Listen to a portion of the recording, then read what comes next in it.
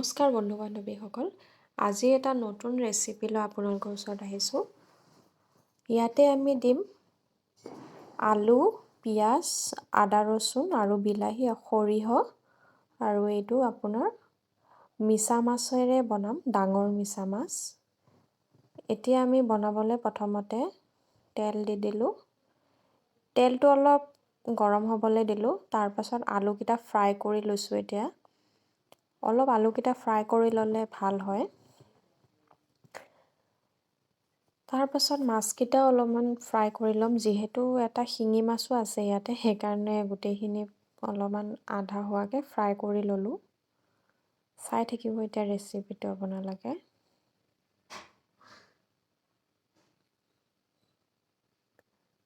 এতিয়া ফ্ৰাই কৰা হ'ল। এতিয়া পিঁয়াজ দি দিছোঁ।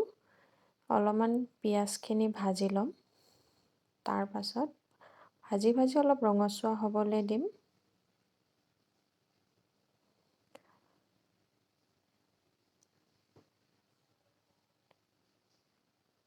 ৰঙচুৱা হোৱাৰ পিছত যিখিনি আমি সৰিয়হ, বিলাহী পেষ্ট বনাই থৈ দিছিলোঁ আদা নহৰুৱেদি, সেইখিনি আমি দি দিম এতিয়া। এয়া দি দিলোঁ। দি অলপমান ভাজি থাকিব লাগিব। অলপমান ভাজা হোৱাৰ পিছত আমি ফ্ৰাই কৰি থৈ দিয়া আলুখিনি দি দিম। যিহেতু অলপ সৰিয়হৰ কেঁচা গোন্ধটো যাব লাগিব, সেইকাৰণে আমি ভাজি দিছোঁ। অকণমান পানীও দি দিছোঁ।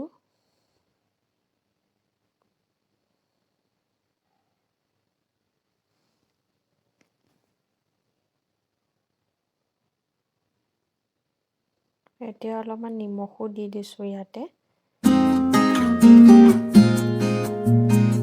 যিহেতু সোৱাদ অনুসৰি অলপ নিমখ দি দিছোঁ। পিছত আৰু চাম, নহ'লে বাৰু দি দিম।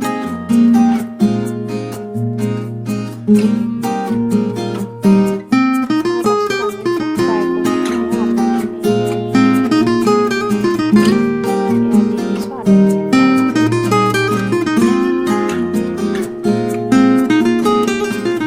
গৰম পানী এতিয়া দি দিছোঁ। গৰম পানী দিলে মানে সোৱাদটো ভাল হয় আৰু সোনকালে হৈও বস্তুটো, সেইকাৰণে গৰম পানী দি দিছোঁ। এতিয়া অলপমান উতল অহাৰ পিছত মাছখিনি দি দিছোঁ এতিয়া। অলপ উতল অহাৰ পিছত হৈয়ে যাব, যিহেতু ভাজি থোৱাই আছে।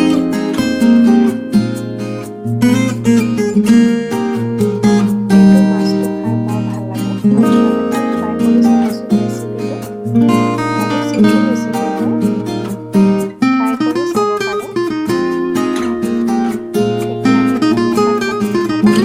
ধনিয়া পাত কাটি দিয়াৰ পিছত হৈ যাব এতিয়া ডাঙৰ মিছা মাছৰ জোল, মানে গ্ৰেভি।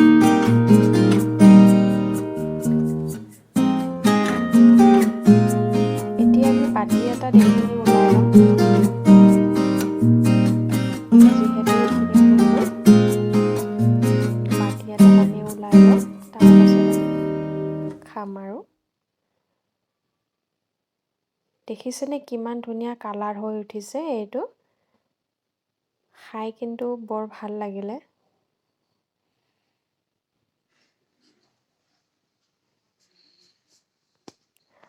এইটো ৰেচিপি যদি আপোনালোকে ভাল পাইছে, তেনেহ'লে লাইক, শ্বেয়াৰ, কমেণ্ট কৰি দিব আৰু কাষতে থকা বেল আইকনটো অন কৰি দিব। আজিলৈ আহিছোঁ, আৰু এটা নতুন ৰেচিপি লৈ আপোনালোকৰ ওচৰলৈ আহিম। ধন্যবাদ।